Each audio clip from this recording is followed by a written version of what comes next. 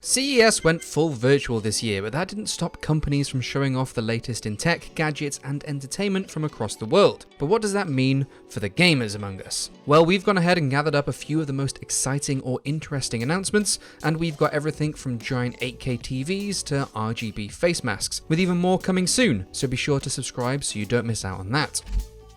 Now, CES doesn't focus too much on actual video games, more on the tech that drives them and the way we interact with our entertainment systems. But during Sony's stream, it did show off some exciting release dates for some upcoming titles. This includes Kena Bridge of Spirits releasing this March, Solar Ash coming June, Ghostwire Tokyo and Stray, that's the adorable cat game we all fell in love with at E3 last year, are both dropping this October, and Project Athia is coming in January 2022. However, Pragmata, Capcom's mysterious, weird astronaut game that we've not heard a peep out of since E3 2020, is in fact getting delayed until 2023. So it'll be a while longer until we can figure out what's going on with the strange sky glitches and the android cat that were teased 7 long months ago. On the PC side though, there is some cool expanded support for some current games, with Rainbow Six Siege and Overwatch being added to the list of games that can make use out of NVIDIA's Reflex tech. Reflex reduces latency by combining optimizations between both the GPU and the games themselves, and while it's not a huge draw for FPS fans right now, it's cool to see that NVIDIA has its eyes on the horizon. And this is a system the company is keen to support for a good while, rather than a gimmick or experiment that gets hung out to dry. And there's exciting news for everyone still feverishly trying to get their hands on NVIDIA's latest generation of graphics cards. During CES, NVIDIA revealed its 4th graphics card in the growing RTX 30 series line. The new 3060 card is the cheapest in the range while still delivering some impressive performance numbers. Although considering that the 3060 Ti was only released back in December, it is a slightly strange offering. Many of the RTX 30 cards are as rare as rocking horse poop, and have been selling out in the blink of an eye. So it's good to see that there's more powerful hardware coming down the line, especially as this card is going to be launching at $329 USD and boasts twice the performance of the old GTX 1060, which is a big step in allowing more gamers to make the most of all the lovely new ray tracing and DLSS options available in recent games. With 12GB of GDDR6, over 3,500 NVIDIA CUDA cores, and clocking in at 1.78 GHz, this is again a lot of power for a really decent price, and also matches NVIDIA's aim for the 3060 to bring their new architecture to every gamer.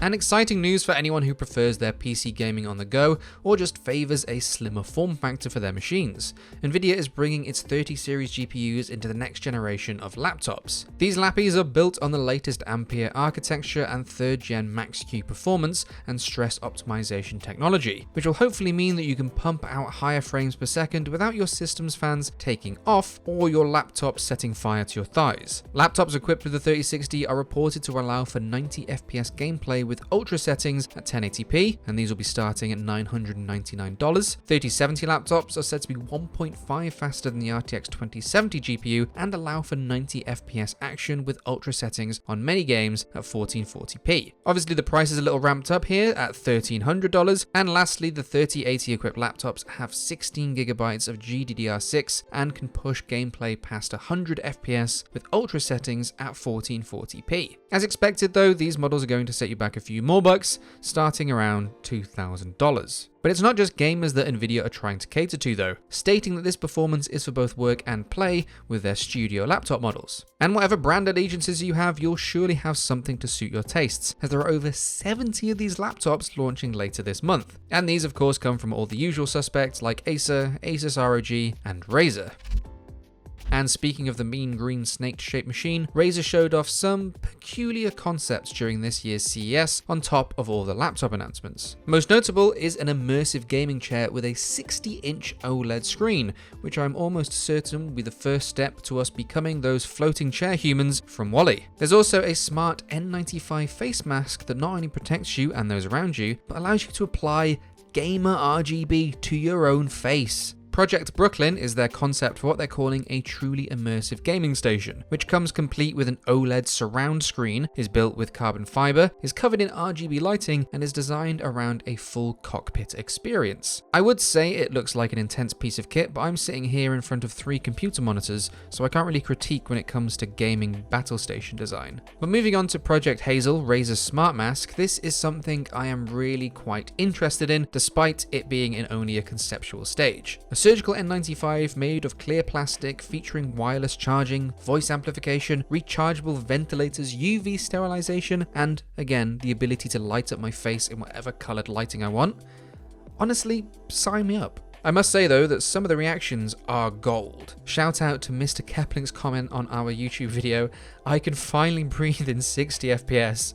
is absolutely fantastic. Although I think we can all accept that masks aren't going to go anywhere anytime soon, so it's pretty cool to see Razer applying some of its ingenuity to them. They've been providing frontline workers with masks since the pandemic started, but if they're going to start selling something that lets me dress up my face as if I'm one of the Cyberpunk 2077 NPCs, then I really am all for it.